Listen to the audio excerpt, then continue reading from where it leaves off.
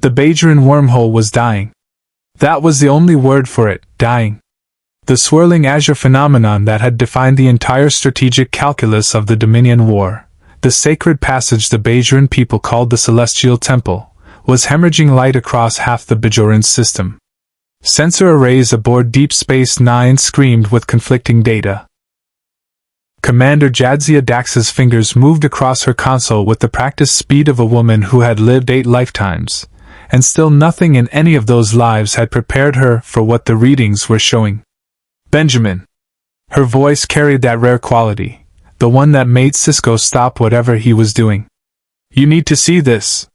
Captain Benjamin Sisko crossed the operations center in 4 strides and looked at the display.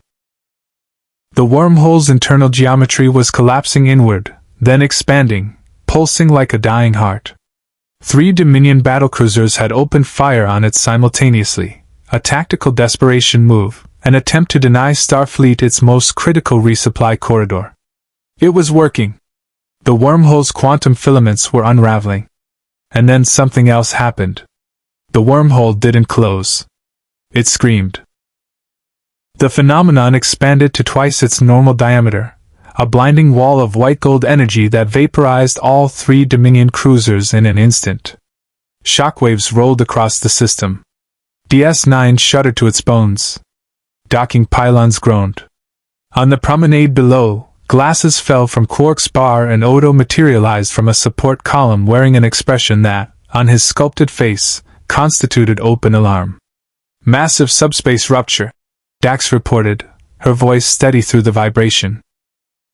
The Dominion weapons destabilized the wormhole's quantum boundary. We're reading a dimensional fracture, Benjamin. Something is coming through. Shields, Sisko ordered. Red alert. Get Kira on weapons. What emerged from the wound in space was not a Dominion ship. It was a vessel unlike anything in Federation records. Roughly 2 kilometers in length, its hull was the color of bruised iron, dark gray plating scarred by weapons impacts that predated any war the Alpha Quadrant had ever fought. Its prow was shaped like a blade, aggressive and uncompromising, adorned with iconography that DS-9's universal translator could not immediately parse. Stylized eagles. Roman numerals. A symbol, too, that repeated across the hull in letters large enough to read from orbit. The ship listed at a 15-degree angle, trailing atmosphere from 3 separate hull breaches. Whatever had brought it here had nearly killed it. Life signs? Sisko asked. Dax hesitated. 1 confirmed. Possibly more in stasis. But Benjamin, the 1 active biosign. She looked up. I don't have a classification for it. It's registering as humanoid, but the cellular density, the organ redundancy, the neurological complexity. She paused. Whatever is on that ship, it is not like anything we've ever scanned. Sisko stared at the view screen. The alien vessel was dark, wounded, drifting. Not attacking. Not signaling. Simply present, the way a mountain was present, immovable and indifferent to the opinions of lesser things. Prepare a runabout, he said. I'm going over there. If you want to see more characters enter the Star Trek universe, hit that subscribe button and drop the name of a character you'd want to see in the comments below. Live long and prosper. The interior of the strike cruiser Blade of Calcus was not designed for comfort. It was designed for war. Sisko moved through corridors wide enough to drive a shuttle through, flanked by O'Brien and Worf, all 3 in EVA suits, phasers drawn. Emergency lighting cast everything in shades of deep crimson. The walls were lined with weapons racks, tactical displays frozen mid-calculation, and devotional imagery that the universal translator was only partially decoding, fragments of High Gothic, a language of extraordinary age and complexity. The ship smelled, even through their suit filters, of iron and ozone and something older. Incense, perhaps. Or the residue of 10,000 years of burning worlds. The bridge was at the vessel's heart. He was standing at the center of it. Roboute Guilliman did not turn when they entered. He was studying a tactical display, his own ship's systems, Sisko realized, cross-referencing against external sensor data he'd clearly already pulled from DS9's communications traffic. He had been analyzing them since the moment he arrived. His armor was extraordinary, deep blue and gold, baroque in its ornamentation yet clearly functional, the kind of craftsmanship that suggested both supreme artistry and supreme lethality. He stood 2.5 meters tall. His proportions were human but amplified, every dimension scaled upward into something that occupied space differently than a man should. He turned. His face was patrician, angular, framed by close-cropped dark hair. His eyes were the gray of winter oceans, not cold, exactly, but measuring. The eyes of a man who had commanded armies for longer than most civilizations had existed. He looked at Sisko the way a chess grandmaster looks at a board, taking inventory, calculating, already 3 moves ahead. "You command this station," Guilliman said. His voice required no amplification. It filled the bridge without effort, a general's voice, shaped by centuries of being obeyed across the roar of battle.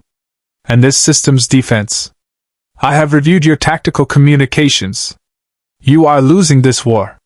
Worf's hand tightened on his phaser. O'Brien went very still. Sisko held Guilliman's gaze.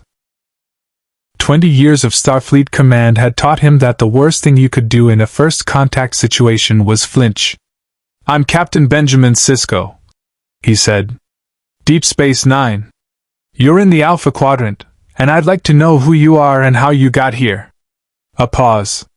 Something moved behind those gray eyes, not hostility. Assessment. "Roboute Guilliman," he said. "Lord Commander of the Imperium of Man, Primarch of the Ultramarines." He glanced back at the tactical display, then returned his gaze to Sisko with the particular patience of a man who had never once in his life needed to rush. "And I did not come here by choice, Captain. But I am here." His jaw set. "That means something."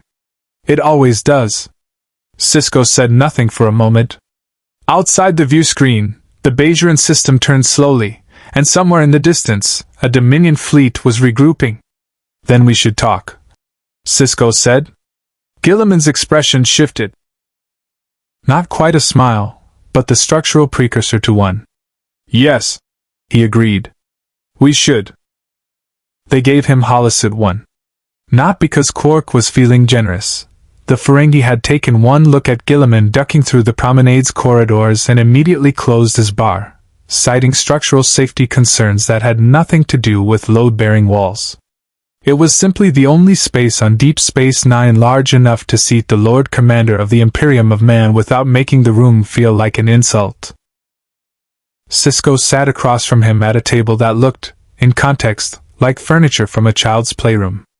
Dax was present, recording everything. Odo stood near the door, not guarding it, precisely, but occupying it with the particular density of a man who had once been a founder and still remembered what it felt like to be the most dangerous thing in a room. He wasn't certain that applied anymore. Guilliman had spent the first 20 minutes saying nothing. He had accepted water, studied it briefly as though performing a toxicological assessment by instinct, and then set it aside. He had reviewed the PADD Sisko offered him containing a condensed history of the Alpha Quadrant's current political situation. He read at a speed that made Dax raise an eyebrow. Then he set the PDD down and began. "The Dominion," he said, "controls the Cardassian Union, which gives them a land bridge across the Alpha Quadrant's southern corridor. Their primary military asset is a soldier caste bred for obedience and addicted to a substance their administrators control. Their leadership caste is a clone diplomatic corps with no individual survival instinct. And their gods." He paused on the word with the particular distaste of a man who had fought actual gods. "Are shapeshifters who rule through paranoia and genetic superiority mythology." He looked at Sisko. "I have fought this kind of enemy before. Different faces. Same architecture of control. The Jem'Hadar are formidable," Dax said carefully. "They are effective," Guilliman corrected. "There is a difference. Effectiveness without adaptability is a weapon that breaks the moment conditions change." He folded his hands on the table. Even that gesture carried authority. The unconscious composure of someone who had never once needed to perform confidence because it was simply what he was made of. Your forces are adaptive. Inventive. You are simply being outproduced and outpositioned. This is a logistics problem as much as a military one. Sisko studied him. You've been here approximately 3 hours. 2 hours and 47 minutes, Guilliman said. I have your communications traffic from the last 6 weeks. Your subspace bands are poorly encrypted for wartime. It wasn't a criticism, exactly. It was the kind of observation a doctor makes about a patient's diet, factual, without malice, quietly devastating. Your last 3 major engagements followed the same tactical pattern. The Dominion has identified it. They are baiting your fleet commanders into defensive formations that extend your supply lines. Silence. Dax looked at Sisko. Sisko looked at Guilliman. You got all of that, Sisko said slowly. From our communications traffic. And your station's navigational logs. And the damage report your chief engineer filed this morning, which tells me your primary power coupling has been operating at 63% efficiency for 11 days. Which means DS9 cannot sustain a full defensive engagement longer than 4 hours before rotating systems offline. He paused. You should fix that. O'Brien, listening from the doorway, made a sound that was either offense or grudging admiration. Possibly both. Odo spoke for the first time. You said you've fought this kind of enemy before. His pale eyes were steady, unreadable. How does it end? Guilliman turned to look at him, and held the look for a moment longer than was comfortable. Something in the changeling's biology, Sisko suspected, had registered differently on whatever senses a Primarch possessed. Odo did not shift his shape. But he did, very slightly straighten. It ends, Guilliman said, when you remove the thing that makes their soldiers willing to die. The Jem'Hadar fight because they are made to and sustained by a chemical chain. Break the chain, or break their faith in the Founder's invincibility, and the military structure collapses from within. He turned back to Sisko. You have been trying to win battles. You should be trying to win the war.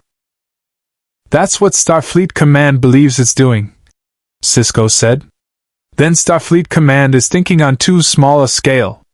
It wasn't arrogance. That was the unsettling part.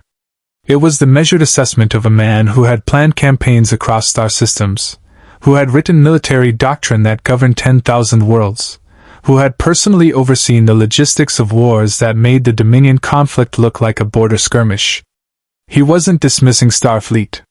He was diagnosing it. Dax leaned forward. Who are you exactly? Not your name, your context. Where do you come from? Guilliman was quiet for a moment. When he spoke, something shifted in his voice, not weakness, but the particular weight of a man carrying something enormous.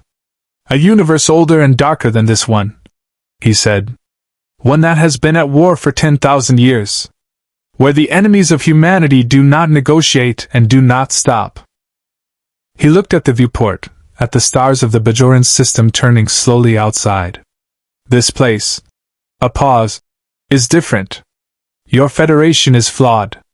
Idealistic in ways that will cost you in wartime. But it is not yet lost to darkness. His gray eyes returned to Sisko. In my experience, Captain, that is an extraordinarily rare thing. Sisko let the silence sit for a moment. Starfleet Command, he said finally, is going to want you contained. They are welcome to try, Guilliman said. Not as a threat. As a simple statement of physics. Outside on the promenade, Quark's bar remained closed. The Ferengi was watching through a crack in the door, his enormous ears angled forward, computing profit margins on information he had absolutely been recording this entire time. Some instincts, at least, transcended the species barrier. The message from Starfleet Command arrived at 0300 station time. Sisko read it standing at his office window, the Bajoran system dark and quiet beyond the viewport, the words on the PADD carrying the particular weight of orders written by people who had not looked Guilliman in the eye. Admiral Ross was precise, measured, and wrong in the way that only someone reasoning from incomplete information could be. The Primarch was to be confined to quarters. His vessel was to be secured. A team of Federation scientists would be dispatched to assess both the dimensional rupture and the individual. Until further notice, Guilliman was to have no contact with station personnel beyond essential staff. Sisko set the PDD down.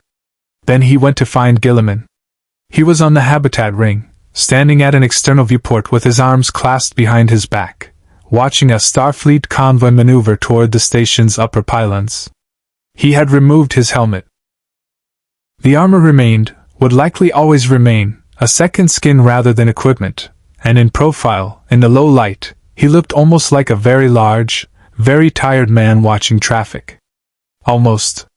You knew this was coming, Sisko said. Containment is the rational first response to an unknown variable, Guilliman said without turning. I would have ordered the same. A pause. I would also have known it wouldn't work. Sisko stopped beside him. The convoy outside was running with reduced lighting, standard wartime protocol, minimizing sensor profiles. 3 Excelsior-class ships, hulls scorched from recent engagement, limping toward dry dock. How bad is it? Guilliman asked. Quietly. Without looking away from the ships. Sisko followed his gaze. Chintoka was costly. We hold the system, but we can't hold it indefinitely. The Dominion is reinforcing through Cardassian space faster than we can interdict. He paused. We've lost 11% of our total fleet strength in the last 4 months. Guilliman was silent for a long moment. In my experience, 11% attrition over 4 months against an entrenched enemy with superior production capacity is not a war of attrition you can win. He finally turned from the viewport. It is a countdown. The word landed like a verdict. Which is why, Sisko said carefully, I'm not entirely inclined to put you in a room and wait for a science team. Guilliman studied him. You're considering disobeying your orders. I'm considering the spirit of my orders versus the letter. Sisko held his gaze. Starfleet Command wants the war won. They also want you contained. Those two objectives may not be compatible. They are not, Guilliman said simply. But I will not be used as a weapon by people who do not understand what I am. He turned fully to face Sisko, and in the corridor's low light the gold trim of the armor of fate caught the glow of passing runabouts outside. I have spent 10,000 years fighting a war I did not choose, for an Imperium I helped build and watched corrupt itself in my absence. I did not return to that nightmare to become someone else's blunt instrument. His voice remained level, but something moved beneath it, not anger, precisely. Conviction, compressed under extraordinary pressure. If I act in this war, it will be on terms I determine, with full understanding of the stakes, and with a commander I respect. He let that last word sit in the air between them. Sisko said nothing for a moment. Somewhere on the promenade below, a Bajoran Vedek was conducting early morning prayers, the soft rhythmic chant rising through the station's bones. You said the Federation is flawed, Sisko said. Profoundly. But worth saving. Yes. Why? Guilliman was quiet. It was not the quiet of a man searching for an answer. It was the quiet of a man deciding how much of a true answer to give. Because you still believe you can be better, he said finally. In my universe, that belief died millennia ago. What remained was survival. Endurance. Grinding forward because stopping meant extinction. He looked back at the viewport. You have not yet reached that point. You are still fighting for something beyond mere continuation. A pause. That is worth a great deal, Captain. More than you know. The station hummed around them, life support, power relays, the distant rhythm of a civilization maintaining itself under pressure. Sisko thought about Jake. About Bajorans. About the prophets who had shown him visions of a Federation reduced to ash. Admiral Ross's orders stand, he said. Officially. Guilliman inclined his head slightly. Understanding the distinction.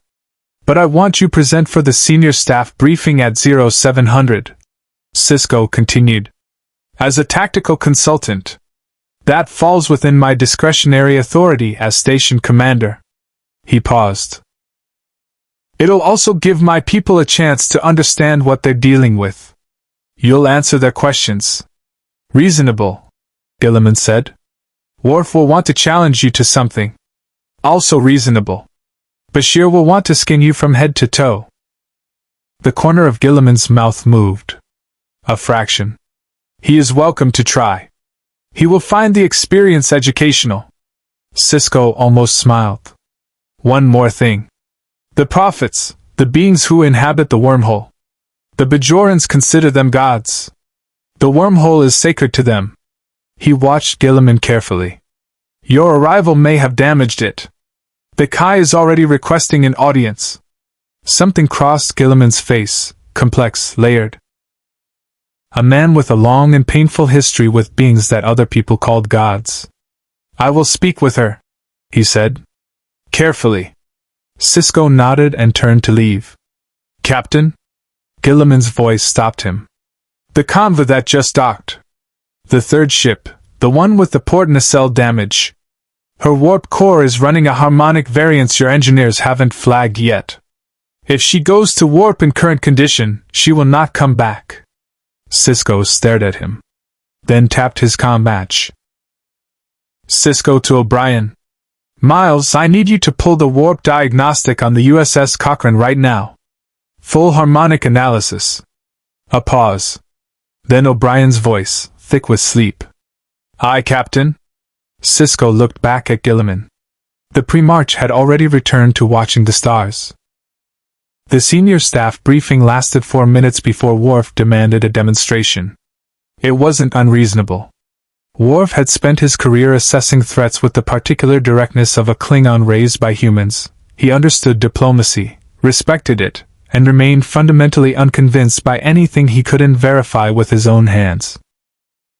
Guilliman had stood at the head of the briefing table, reviewed the current Dominion disposition across the entire front with a precision that left Dax quietly recalculating her own projections, and Worf had listened with his arms crossed and his expression carrying the specific skepticism of a man who had met impressive people before and found most of them disappointing up close. You speak of strategy, Worf said. You speak of campaigns and logistics. But you have not demonstrated that you can fight. Bashir, across the table, closed his eyes briefly. Guilliman looked at Worf with the patient attention of a man who had heard this particular challenge approximately 10,000 times and found it no less valid for its familiarity. What would satisfy you? He asked. Worf stood. He was, by any reasonable measure, an extraordinarily physically capable being. A full Klingon, broad and powerful, wearing a Starfleet uniform that had never quite managed to make him look like anything other than a warrior in administrative clothing. He was taller than any human in the room and heavier than two of them combined. He came to approximately Guilliman's chest. Holodeck, Worf said. Combat simulation. No weapons. Demonstration only. Guilliman considered this for approximately 1 second. After the briefing, he said. They finished the briefing. Then they went to the holodeck. Sisko watched from the observation rail with Dax, Bashir, and Kira, who had said nothing during the briefing but whose expression suggested she was running her own continuous assessment of the man who had fallen through her people's sacred temple. The program Worf selected was a standard close-quarters combat simulation, the kind used for Starfleet tactical training, designed to challenge experienced officers. Guilliman stood in the center of the space and looked around at it with the mild interest of a man visiting a moderately well-appointed training facility. The simulation began. What followed was not a fight. A fight implied contest. What Worf experienced was something closer to a graduate seminar delivered at speed. Guilliman moved with a fluidity that had no business existing in something his size. Not the explosive athleticism of raw power, but the absolute economy of a being who had refined combat into a discipline as precise as mathematics. He wasn't fast in the way the holographic opponents were fast. He was positioned correctly before they moved, reading angles and weight shifts and micro-adjustments with senses that registered threats before they fully materialized. Worf came at him with everything: genuine Klingon combat technique, no performance, the real thing. Guilliman deflected, redirected, controlled.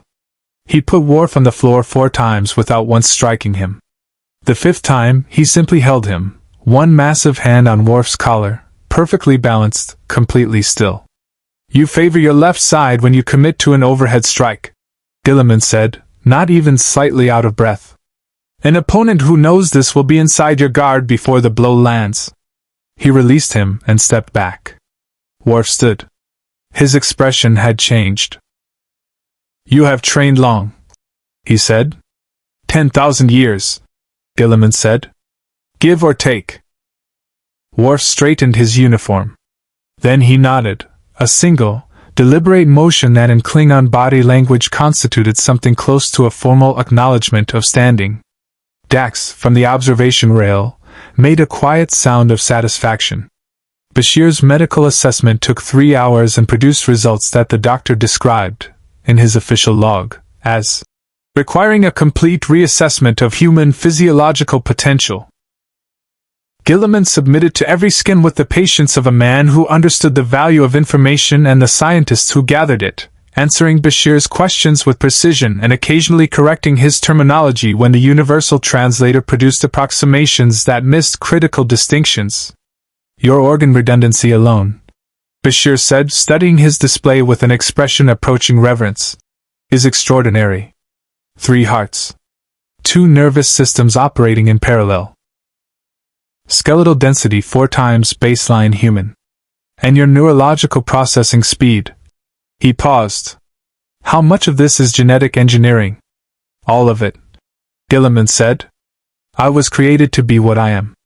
The science that produced me is 20,000 years old, and has not been replicated." A pause. "My father built me to win wars. Whether that was wisdom or hubris is a question I have not finished answering." Bashir looked up from his scanner. "Your father?" "Yes."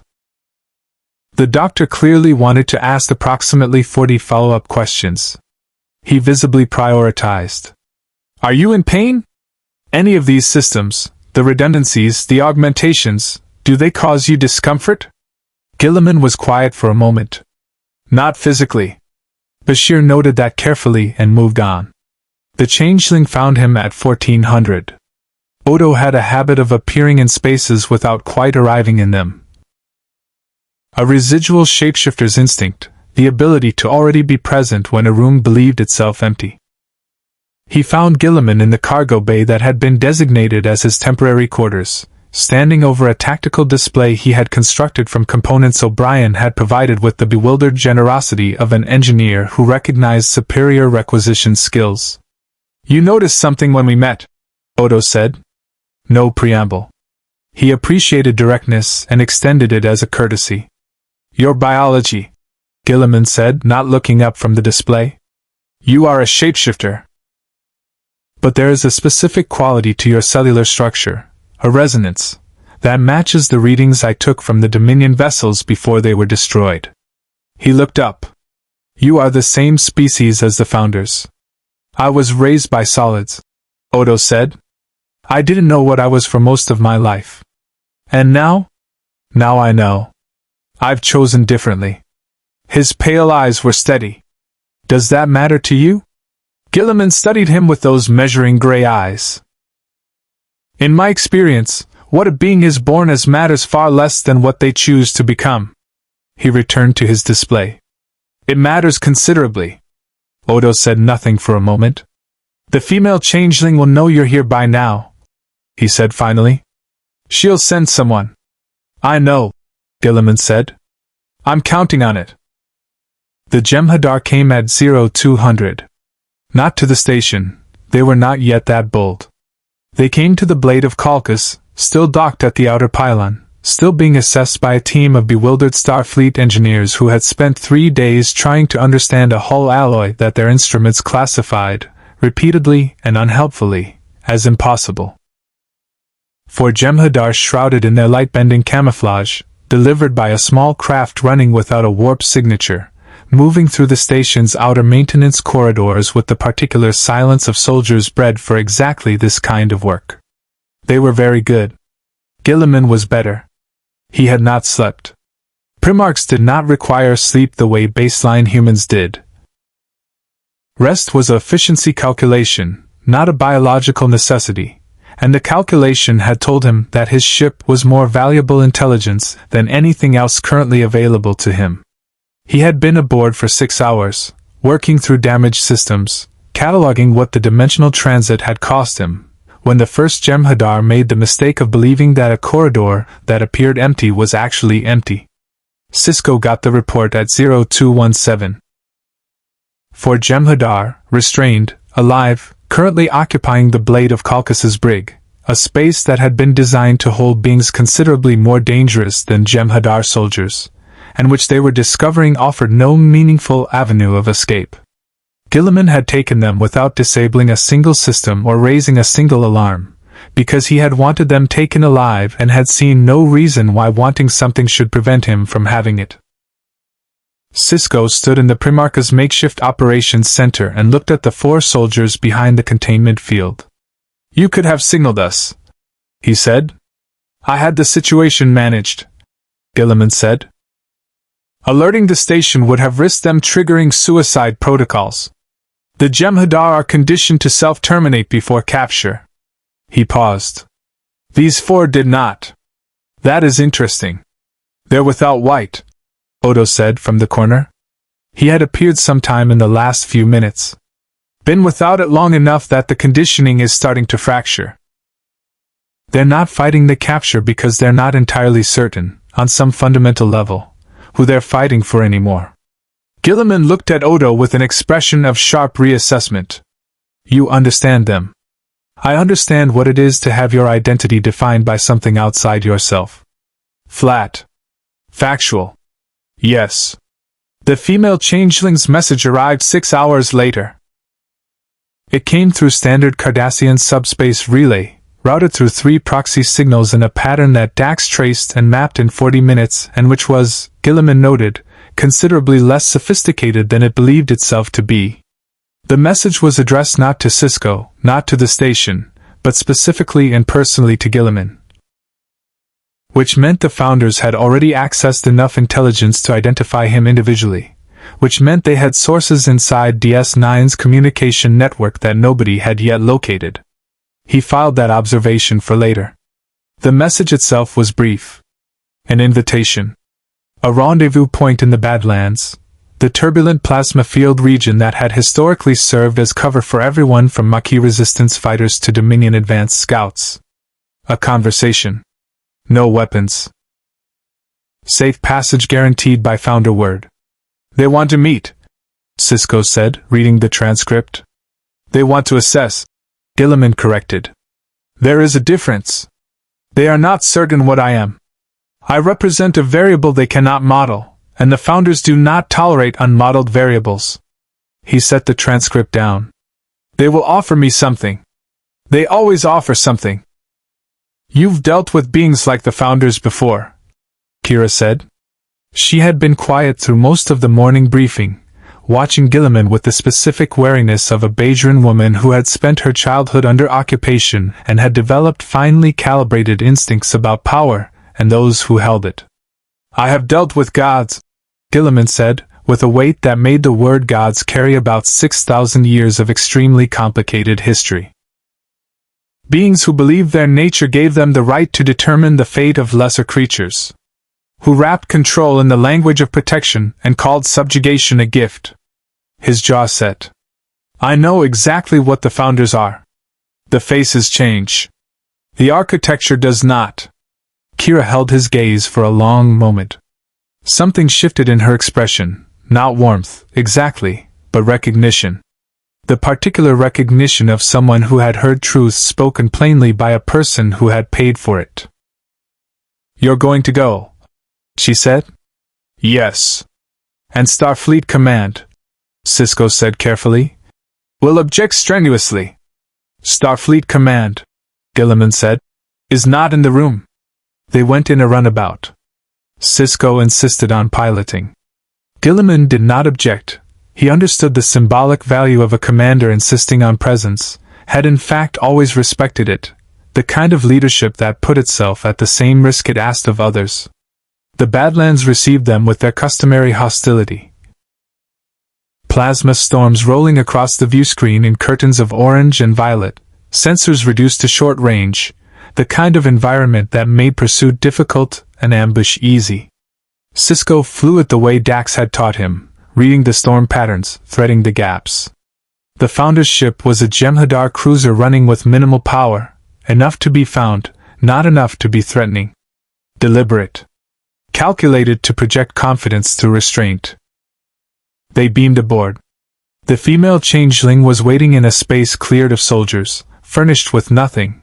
Founders had no use for comfort objects. She stood in the center of the room in her preferred humanoid form, her amber eyes moving from Sisko to Guilliman with the particular quality of attention that came from a being who had infiltrated and replaced enough individuals to have developed genuine expertise in reading them. She studied Guilliman for a long time. "You are not from this universe," she said. "No. You are not augmented. You are not a hologram. You are not a previously unknown species." She tilted her head. "You are something that should not exist." "I am aware," Guilliman said. "We could send you home," she said simply. "We have access to the technology that caused the dimensional rupture. We could return you to your universe within the month." A pause, perfectly calibrated. "In exchange for one thing." Guilliman looked at her with those winter gray eyes. "Tell me," he said. "Walk away," the female changeling said. The plasma storms rolled outside the viewport in silence.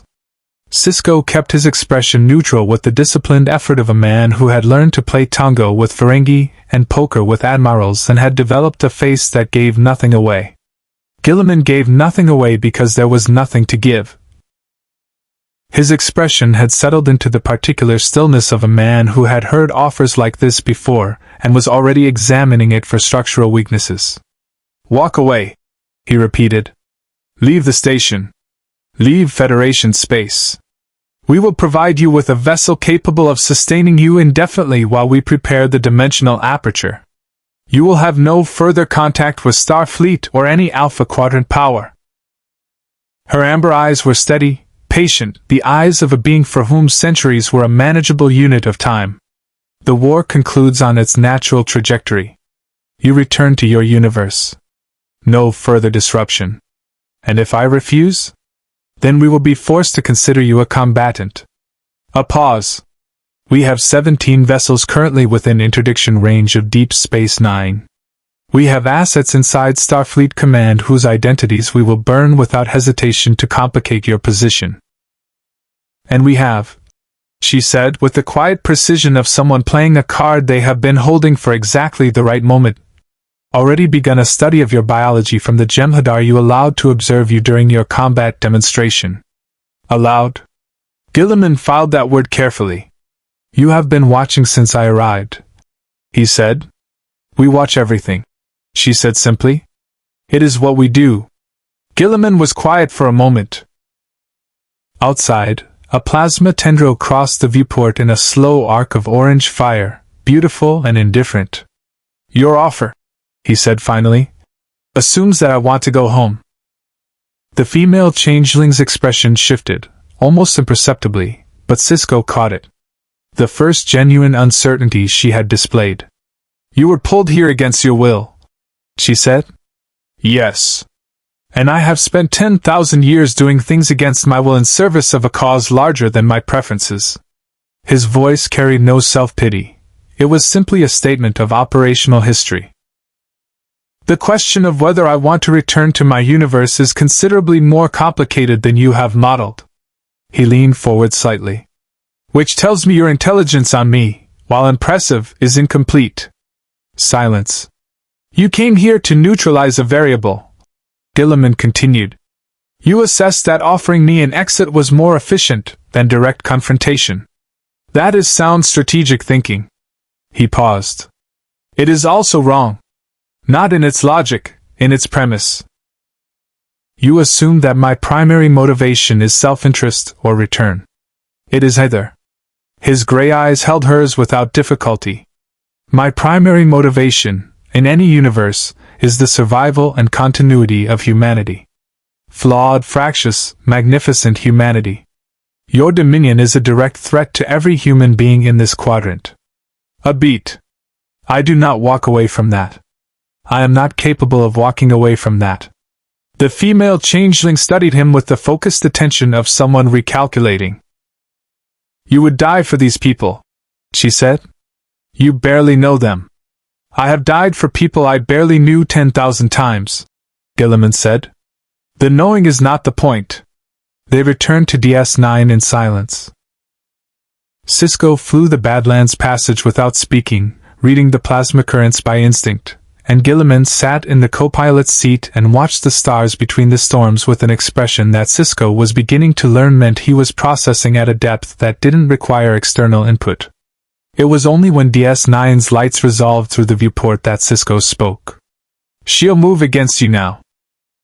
Yes. 17 ships. The number was a negotiating artifact, Guilliman said. Designed to create pressure. The actual interdiction force is closer to 9.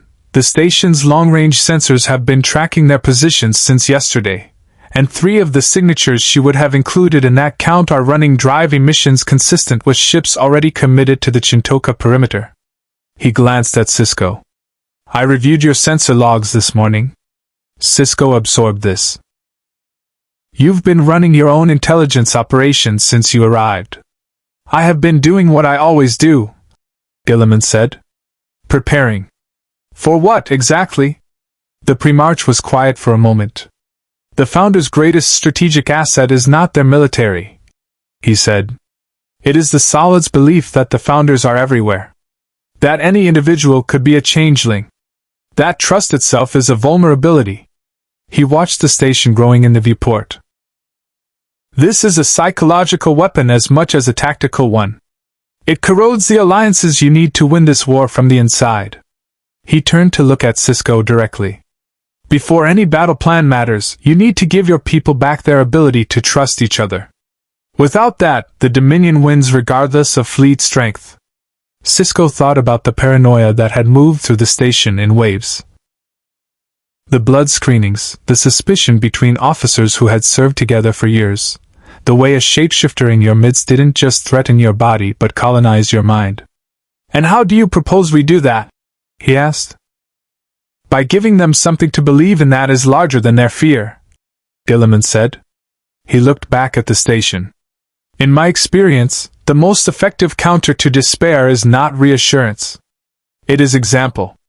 A pause. I intend to provide one. They docked in silence. On the promenade, the evening crowd moved through Quarks, ate at the repamat, went about the ordinary business of living inside a war. A Bajoran child pressed her face against the viewport of the habitat ring, looking out at the stars with an expression of uncomplicated wonder. Guilliman watched her for a moment as they walked past. Something moved across his face, old and complicated, and not entirely without hope. General Martok arrived unannounced, as Klingon preferred. His bird of prey decloaked 40 kilometers off DS9's upper pylon with the theatrical confidence of a commander who had never once in his life felt the need to call ahead. The hail came through on Klingon military frequencies, bypassing standard docking protocols entirely, and when Kira opened the channel the general was already in full armor, standing on his bridge with the particular energy of a man who had heard something interesting and traveled a considerable distance to verify it personally. I wish to see the giant, Martok said. Kira looked at Sisko. Sisko looked at the ceiling briefly. Send him docking coordinates, he said. They met in the wardroom. Martok entered the way Klingon entered spaces they considered potentially hostile, which was to say, the way they entered all spaces, with his hand near his DK tag and his single eye sweeping the room in a combat assessment so habitual he probably did it in his sleep. He found Guilliman standing at the viewport and stopped. Looked up. Looked up further. Said Martok. This constituted, in context, considerable understatement. Guilliman turned and regarded the general with the attentive respect he extended to anyone who had visibly been through serious war. Martok's eye patch, his scarring, the way he carried old injuries as naturally as other men carried their features. These things registered clearly and were accorded appropriate weight. "General," Guilliman said. "You are the one who came through the wormhole," Martok said. "Not a question." "Yes." "And you refused the founders." Also not a question.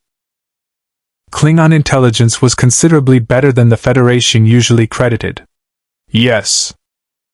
Martok's eye moved across Guilliman's armor, his bearing, the hand of Dominion at his hip, the sword of the Emperor across his back. The general had the experienced warrior's instinct for reading a person's history through their equipment. Every scar, every modification, everything worn smooth by 10,000 years of use told a story to someone who knew how to read it. "You have fought long," Martok said. "Longer than your empire has existed," Guilliman said. Without arrogance. Simply accurate. Martok showed his teeth. On a Klingon, in this context, this was the highest available form of compliment. "Then you understand what these PTQ Federation diplomats do not. That some enemies cannot be reasoned with. That the Dominion will not stop because you ask them eloquently." He dropped into a chair with the comfortable authority of a man who sat wherever he liked. "The High Council debates. Starfleet plans. Meanwhile the Jem'Hadar bleed us by degrees." His eye fixed on Guilliman. "What would you do? If this were your war?" Guilliman sat. The chair accommodated him with visible reluctance, and was quiet for a moment. "I would stop fighting the war the Dominion has designed," he said. "They have constructed a conflict that plays to their strengths. Sustained production, expendable soldiers, supply lines through Cardassian space that your forces and starfleets cannot effectively interdict simultaneously."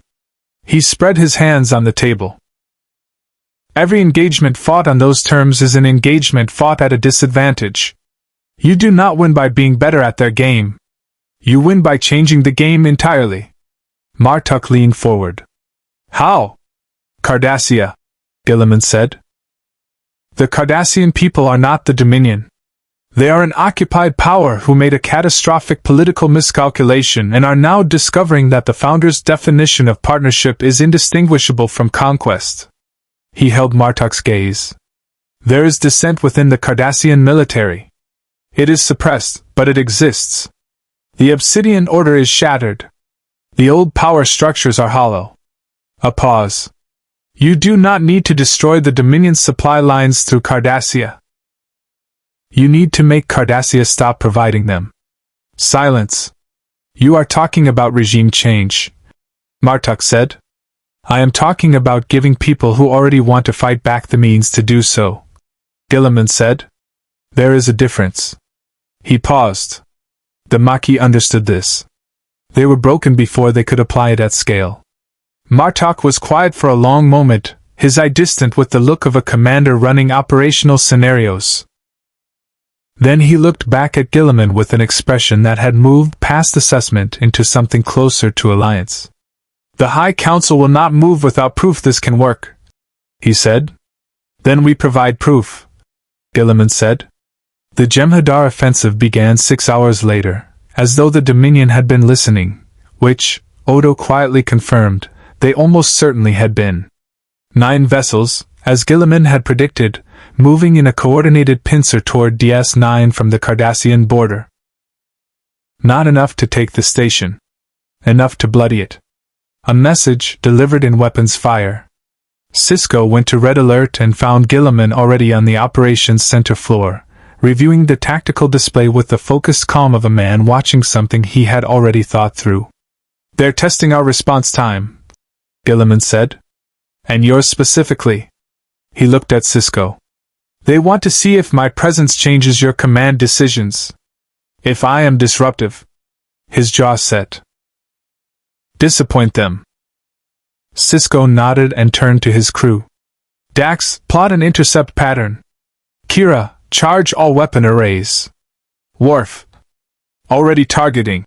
Worf said with satisfaction. The battle that followed lasted 37 minutes. Guilliman did not touch a single weapons console. He stood at the tactical display and called patterns. Not orders, he had no authority to issue orders, but observations delivered with such precision and timing that Dax incorporated them into her calculations within seconds of hearing them. A flanking course that divided the Jem'Hadar formation. A shield rotation pattern that reduced their energy drain by 11%. A targeting solution for the lead cruiser's weapons coupling that O'Brien implemented from engineering and that removed it from the engagement in a single precise burst. When the surviving Jem'Hadar vessels withdrew, DS-9 had taken minimal damage. Martok's bird of prey, which had joined the engagement without being asked, had destroyed 3 cruisers with the gleeful efficiency of a Klingon general who had been waiting for a reason to stop watching. The general's voice came through on the open channel, warm with battle joy. "When do we move on Cardassia?" Guilliman looked at Sisko. Sisko looked at his crew. Dax running post-battle assessments, Kira already filing damage reports, Worf visibly disappointed the fight was over, O'Brien's voice rising from engineering with the satisfied intensity of a man who had just done something technically elegant under pressure. His crew. His station. His war. "Soon," Sisko said. Garrick came to find Guilliman the following morning. This was, in its own way, more significant than Martok's arrival. Martok had come with his intentions visible, his motivations legible, his directness a cultural constant. Aline Garrick arrived the way he always arrived, quietly, apparently casually, wearing the expression of a simple tailor who had wandered into the wrong corridor through no fault of his own. He found Guilliman in the cargo bay, reviewing the tactical maps he had been building since his first day aboard, and stood in the doorway for a moment appraising the Primarch with the particular attention of a man whose entire career had been the study of other people's tells. He found very few. "You're the Cardassian," Guilliman said without turning. "Aline Garrick," he said pleasantly. "Taylor. I couldn't help noticing your armor appears to have sustained some minor damage along the left pauldron. I have considerable experience with difficult materials. You are a former Obsidian Order operative currently living in self-imposed exile on a Federation station," Guilliman said, turning now. "Your tailoring is genuine. It is also not why you're here." Garrick smiled. The particular smile he deployed when someone had surprised him, and he had decided to find it delightful rather than threatening. "You've been reading our files." "Everything available," Guilliman said. "Yours was among the more interesting. Redacted in ways that tell a more complete story than the unredacted sections."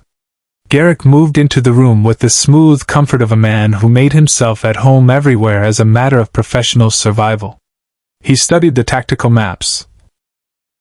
The Cardassian border dispositions, the Dominion supply routes, the internal political structures Guilliman had been reconstructing from intercepted communications and historical records. "You've been mapping the dissenters," Garrick said quietly. "The Cardassian military contains approximately 3 senior commanders whose communication patterns suggest active disillusionment with the Dominion arrangement," Guilliman said. "2 of them served under a legate named Damar. He is more conflicted than either." He looked at Garrick steadily. "You know him. We have a history," Garrick said carefully. "Can he be reached?" The question sat in the air between them. Garrick was quiet for a long moment. Not performing consideration, actually performing it, which was unusual enough that Guilliman noted it. "Damar is a proud man," Garrick said finally. "Proud in the specifically Cardassian way, which means his pride is inseparable from his identity as a soldier of the Union. The Dominion has spent 2 years systematically dismantling everything that identity means." He paused. "He is not yet ready to act. But he is close to the edge of it. A look at the maps. Something would need to push him." "Something," Guilliman said. "Or someone." Garrick looked at him with those careful, intelligent eyes. You're proposing we contact a Cardassian legate currently serving inside Dominion-controlled space with a proposal to commit treason against an occupying power that executes traitors with considerable enthusiasm. Yes. Through channels that, if discovered, would compromise every Cardassian dissident we've identified and end whatever resistance movement exists before it begins. Which is why it must be done carefully and quickly, Guilliman said. The Founders will move against this station within the week. They cannot allow the alternative I represent to take root. When they come in force, they will expect to find DS9 reactive and isolated. He returned to the maps. I intend to ensure that when they arrive, they find something considerably different. Garrick studied him for a long moment. You know, he said thoughtfully, in all my years of intelligence work, I have found that the most dangerous individuals are not the ones who are clever, or the ones who are strong, but the ones who are both and have absolutely nothing to lose. He tilted his head slightly. Which category do you fall into? Neither, Guilliman said. I have a great deal to lose. That is precisely what makes me effective. The message to Damar went through 7 relay points, encoded in a Cardassian military cipher that Garrick reconstructed from memory with the casual fluency of a man reciting his native language. It contained no names, no locations, nothing that could be traced to DS9 or its inhabitants.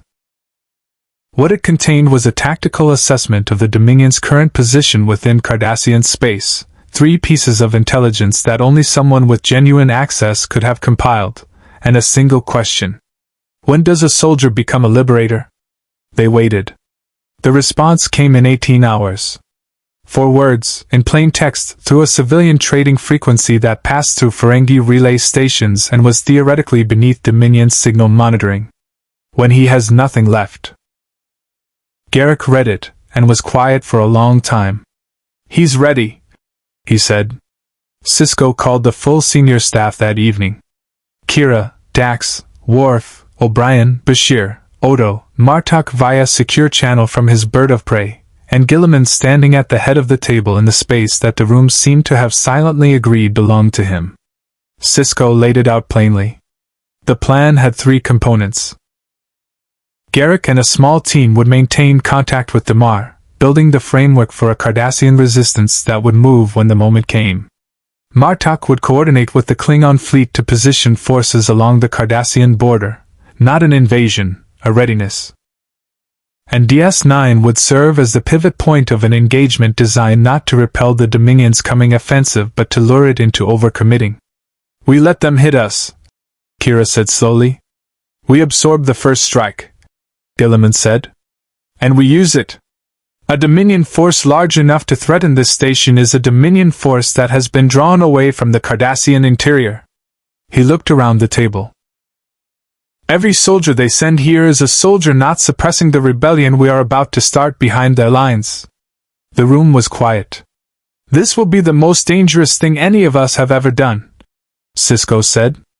He looked at his crew, people he trusted with his life, with his son's future, with everything the emissary was supposed to protect. I need to know we're agreed. One by one, around the table, they nodded. Guilliman watched them. These improbable, brilliant, fractious people choosing freely to walk into danger, and something in his expression shifted. Something old and long absent. Faith. Not in gods. In people. The Dominion came with 32 ships. It was, by any measure, an overwhelming force, not enough to conquer the sector, but more than enough to reduce DS9 to a debris field and make the statement the female changeling intended to make. They dropped out of warp in a coordinated formation that spoke of careful planning, precise timing, and the absolute confidence of a military that had spent 2 years winning. Jem'Hadar fighters screamed ahead of the capital ships in attack patterns that Dax identified and called out in the same breath, her voice carrying the particular calm of someone operating at the absolute limit of their capability, and finding it sufficient. DS9 shook with the first volley. Shields at 74%. O'Brien reported from engineering, his voice tight. They're targeting the habitat ring, trying to force civilian evacuation protocols. Ignore evacuation protocols, Sisko said. Return fire, all arrays. Guilliman stood at the secondary tactical station, a position he had requested, been denied by Starfleet Command, and occupied anyway with the calm certainty of a man who understood that some arguments were best resolved by events rather than discussion.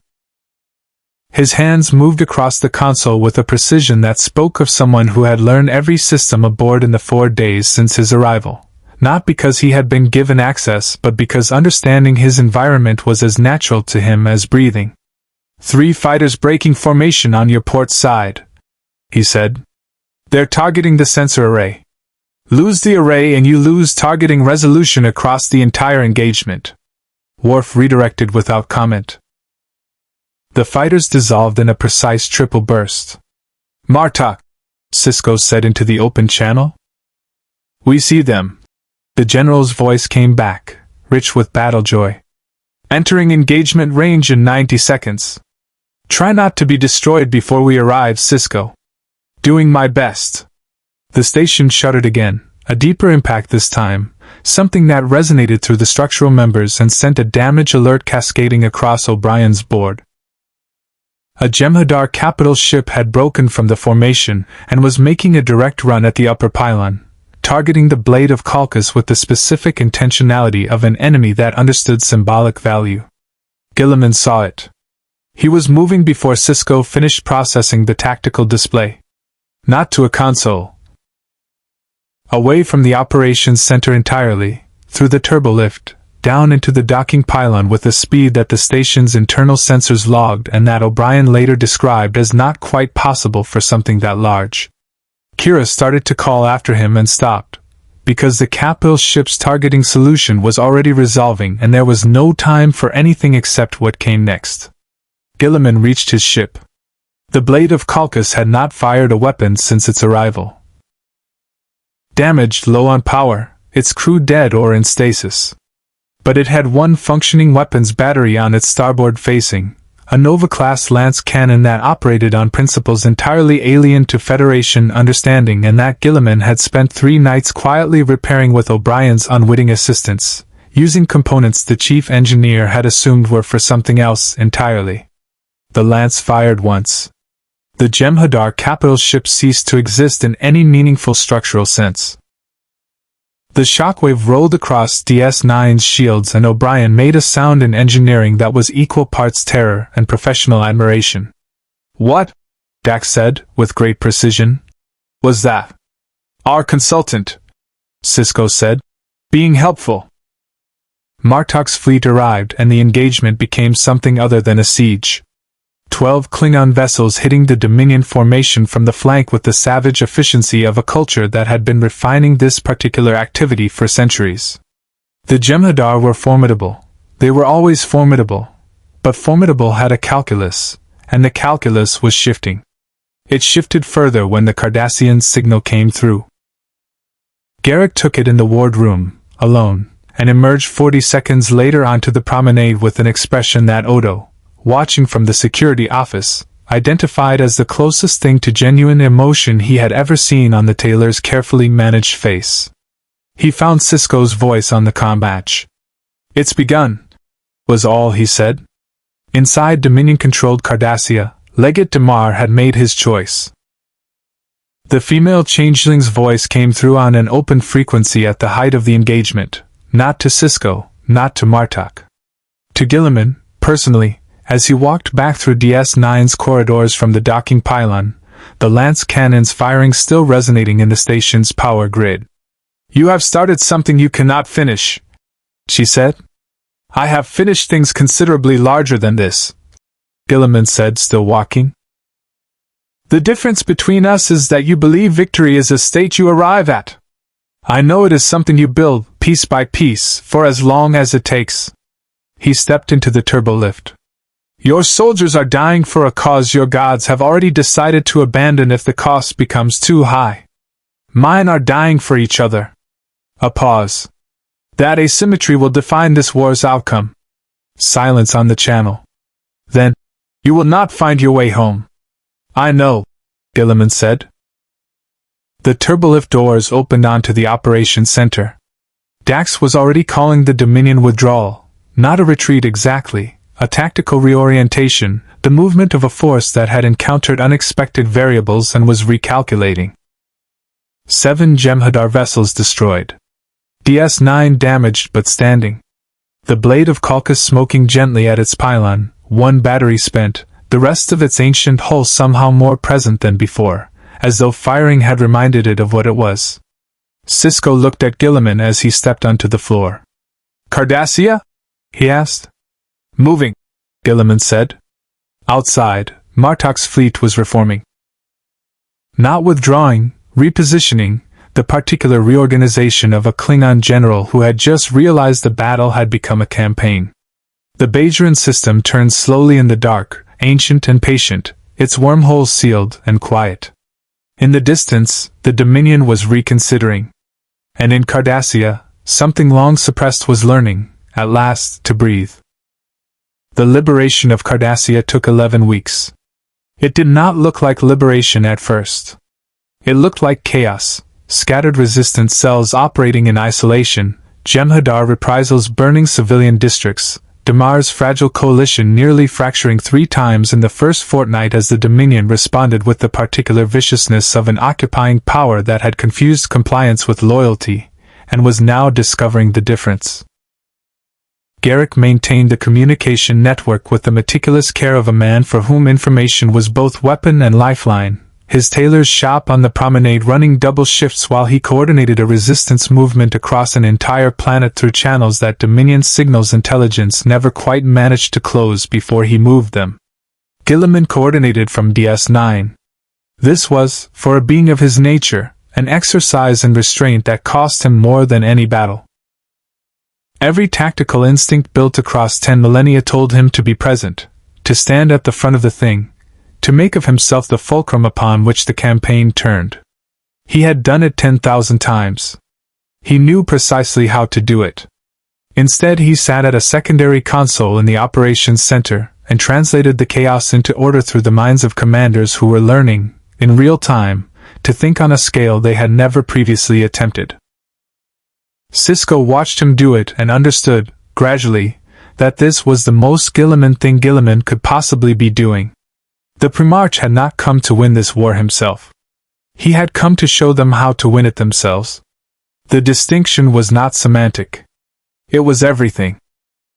The Dominion's Alpha Quadrant command structure collapsed on a Tuesday.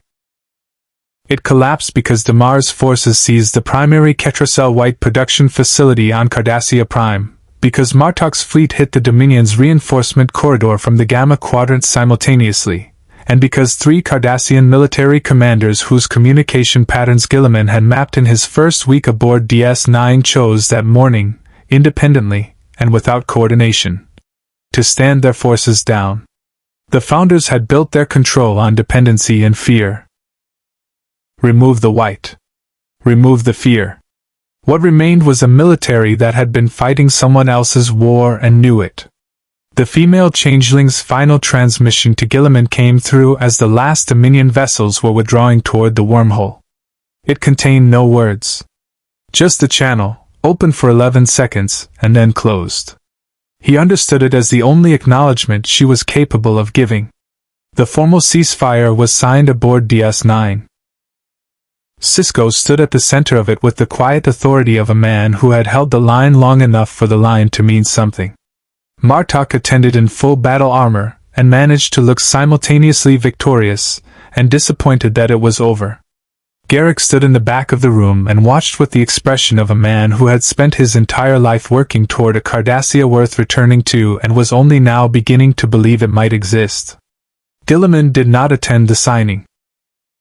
Sisko found him on the upper level of the promenade afterward, at the viewport that looked out across the Bajoran system, the wormhole visible in the distance, restored, stable, its quantum filaments reknit by the prophets in the weeks following the battle with a serenity that suggested beings for whom linear time was a minor inconvenience.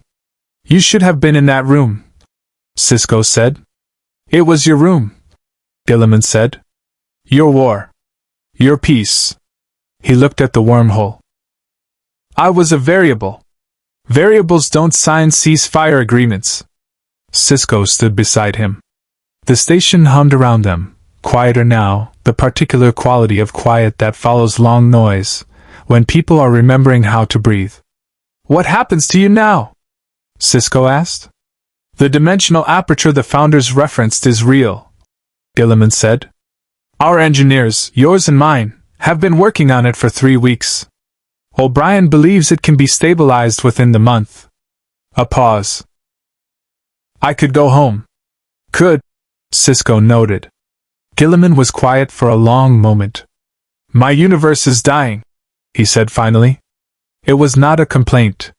It was a statement of operational reality delivered by a man who had been living inside it for longer than most civilizations had existed. "It has been dying for 10,000 years. I returned to it because duty demanded it, because my father's work demanded it, because 10 billion human souls on 10,000 worlds demanded it." All of that remains true. His gray eyes stayed on the wormhole. "But I have spent 10 millennia fighting a war I cannot win, for a civilization that has forgotten what it was fighting for." He paused. "Here, for 11 weeks, I watched people who remembered." Sisko said nothing. "Some things didn't require a response." "I will go back," Guilliman said. "I will always go back. That is what I am." He turned from the viewport and looked at Sisko with those winter-gray eyes. "Old beyond measure, and not, somehow, without hope. But I will carry this with me. The memory of a federation that chose diplomacy and still learned to fight. A Klingon general who understood honor without needing it explained. A tailor who rebuilt a civilization through patience and intelligence." A pause. "A captain who trusted a stranger from another universe because the war demanded it and his instincts confirmed it." He extended his hand. Sisko took it. The grip was, predictably, extraordinary. "Live long and prosper," Sisko said. Guilliman looked at him steadily. Something moved in his expression, recognition of a phrase whose meaning he understood completely, and whose sentiment he shared across every universe he had ever occupied. "And you, Captain," he said. "And you." The wormhole pulsed once in the distance, blue and ancient and full of light. In the weeks that followed, Starfleet Command filed 17 separate reports attempting to classify, categorize, and institutionally process what Roboute Guilliman had been and what his presence had meant. None of them quite succeeded. He had been a variable, as he said, but variables, properly understood, were not disruptions. They were information. What the Federation learned from 11 weeks with the Primarch was not tactical doctrine or military theory, though both were changed by his presence. What they learned was harder to quantify and more important, that the principles they fought for were visible from the outside, and that they were worth crossing universes to defend. Damar's Cardassia began its slow reconstruction. Martok's Klingon returned to their empire carrying stories that would be told in great halls for generations. Garrick went home. On Deep Space Nine, in the cargo bay that had briefly been the Lord Commander's quarters, O'Brien found a single data slate left behind, a tactical analysis of every major Federation engagement of the Dominion War, annotated in High Gothic, with recommendations that Starfleet's War College would spend a decade unpacking. It was, in its own way, a gift. From a soldier who had fought too long in the dark, to a civilization that had not yet forgotten the light. Live long and prosper. Hit the subscribe button for more interesting stories. Thank you for watching.